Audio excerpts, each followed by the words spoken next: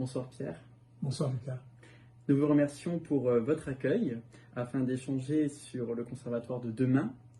La rentrée scolaire 2021 s'annonce rythmée par des orientations pédagogiques novatrices. Peut-on, pour commencer, dire que le conservatoire, comme beaucoup d'établissements, a vécu une année particulière? En effet, notre établissement n'a pas échappé à la règle. Nous avons souffert cette année et nous avons été particulièrement courageux. Je remercie nos professeurs, nos élèves, les parents, les familles, parce qu'effectivement la situation a été complexe. En revanche, nous avons eu, je crois, une belle fin d'année avec cette fête de la musique virtuelle, c'est vrai, mais en tout cas qui est très riche dans sa diversité, qui montre toutes les potentialités de notre école. Voilà. En ce qui concerne l'aspect pédagogique, c'est vrai que le monde change et je me réjouis d'accueillir une nouvelle offre pédagogique dès la rentrée scolaire. Peux-tu nous expliquer la procédure de réinscription? Très volontiers. C'est une procédure qui est dématérialisée, donc on fonctionne avec Internet.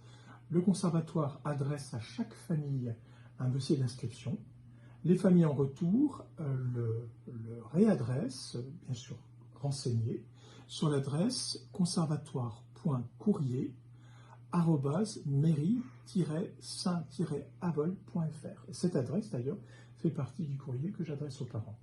Chose très importante, et je rassure tout le monde, bien évidemment, tous nos enfants seront réinscrits, je rassure les familles, les parents et les professeurs. Nous allons maintenant échanger sur les orientations pédagogiques. Alors, en effet, de manière très générale, nous allons élargir l'offre pédagogique au conservatoire en septembre. Il y aura de nouveaux cursus de formation musicale. Formation musicale, c'est le solfège. Même chose en instrument. Et aussi une réflexion est en cours qui concerne notamment la tarification pour nos adultes, de façon à ce que les cours deviennent à nouveau très accessibles. Les nouveautés vont également voir le jour concernant la formation musicale. Entendu. Alors la formation musicale, je le répète, ce n'est pas le solfège. Le solfège est une technique, je dirais, plus resserrée. La formation musicale est une technique beaucoup plus large qui embrasse davantage la musique. Ce que nous avons comme défaut un peu en France, c'est d'être, j'allais dire, trop intellectuel. Je souhaite que la formation musicale soit davantage fondée sur l'oralité, sur l'imprégnation musicale, sur l'écoute musicale dans le cours, sur ce que j'appellerais le corps musicien. En un mot, un enthousiasme retrouvé pour nos jeunes élèves. Si je t'ai bien compris, le cursus du premier cycle de formation musicale dure 4 ans. En effet, oui. Mais qu'en est-il pour le deuxième cycle? Alors, pour le deuxième cycle, nous avons apporté cette année beaucoup de changements. Je crois beaucoup à la créativité de nos élèves et l'idée principale, c'est que l'élève en deuxième cycle construise son parcours. 3 choix vont s'offrir à lui. Le premier, c'est un cursus de formation musicale, de deuxième cycle donc, mais qui est davantage du domaine de la culture musicale. On écoute de la musique, il y a des discussions avec les professeurs, c'est un cours très ouvert. Le deuxième choix, si je puis dire, pour ce cursus de formation musicale, c'est un cursus plus classique, où les élèves choisissent de faire avec leurs professeurs, je dirais, des modules de soutien et d'approfondissement par rapport à des difficultés qu'ils rencontrent en formation musicale et qu'ils veulent approfondir. Ça, c'est le deuxième choix. Et le troisième choix pourrait être, en fait, une suspension des études de formation musicale dès le début du deuxième cycle, à condition que l'élève s'engage évidemment à être très actif dans la maison, cours avec d'autres enfants en musique d'ensemble, voilà, pratique un petit peu de musique de chambre. Ce sont les 3 choix que nous proposons aux élèves. Je le répète, donc le parcours de culture musicale, ou le parcours de soutien et d'approfondissement, ou le parcours qui en fait s'arrête là, si je puis dire, et est remplacé par davantage de dynamisme dans les pratiques instrumentales en général. Voilà. Des évolutions sont à observer dans le cursus instrumental à partir du deuxième cycle. En effet, tu as tout à fait raison. Nous avons voulu cette année élargir là aussi l'offre. Au fond, il y a 2 parcours, le parcours classique et le parcours individualisé. Alors, le parcours classique, tout le monde le connaît. C'est un parcours où les enfants, en dehors des auditions, des galas, des participations au projet de l'école, en fait, sont soumis à des évaluations d'année et à la fin du cycle, à des évaluations de fin de cycle. Dans le parcours individualisé, ce qui change, c'est que c'est l'élève, quelque part, qui, une fois encore, est maître de son cursus. C'est l'élève qui choisit ce qu'il va mettre au fond dans son cursus. Première chose qui change, il n'y a plus d'évaluation. En revanche, l'élève part sur un projet. Le projet de bâtir en 2 ou en 3 ans un parcours qui se termine, qui est couronné, si je puis dire, par un petit concert.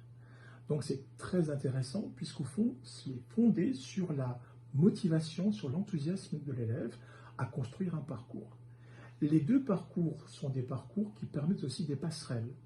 On peut imaginer qu'un élève commence en parcours classique et puis qu'à un moment donné, il bifurque vers le parcours individualisé ou l'inverse.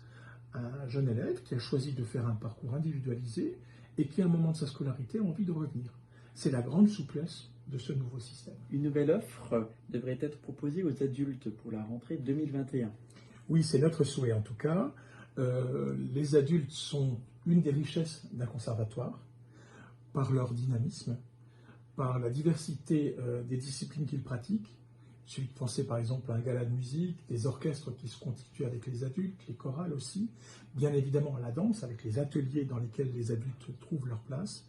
Et en effet, nous réfléchissons à une nouvelle tarification qui permette aux adultes beaucoup plus facilement et de façon plus accessible surtout de revenir dans l'école. Les classes de danse représentent aujourd'hui un effectif considérable pour le conservatoire.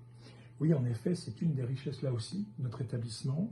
Nous avons 2 professeurs très dynamiques et des classes de danse qui sont elles aussi particulièrement dynamiques dans l'établissement. Pensez au gala, au spectacle et à toutes les interventions de ces classes. Je rappelle, on a un jardin d'éveil, on a ensuite de l'éveil, on a de l'initiation pour les plus petits, mais on a aussi 2 disciplines, la danse classique et la danse moderne.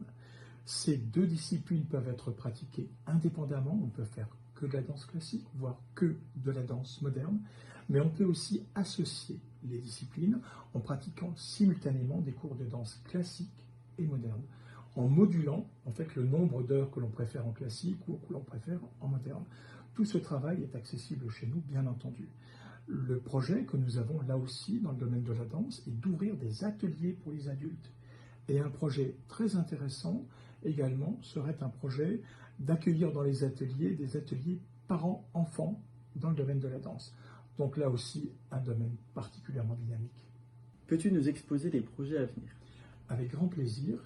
Nous avons beaucoup d'activités l'année prochaine, mais en particulier 2 grands projets. Le projet de danse, le gala de danse, qui aura lieu donc mai prochain au Centre culturel de Saint-Avold avec toutes les classes. Et je crois une 8aine de jours plus tard, un spectacle très original, qui est un peu une nouvelle comédie musicale sur le personnage Beethoven. Voilà de quoi faire pour cette année qui s'annonce belle et riche pour nous. Un immense merci pour ta présentation du Conservatoire de demain. La rentrée 2021 sera donc faite de dynamisme et de nouveautés. Merci à toi, Lucas. Merci à toi.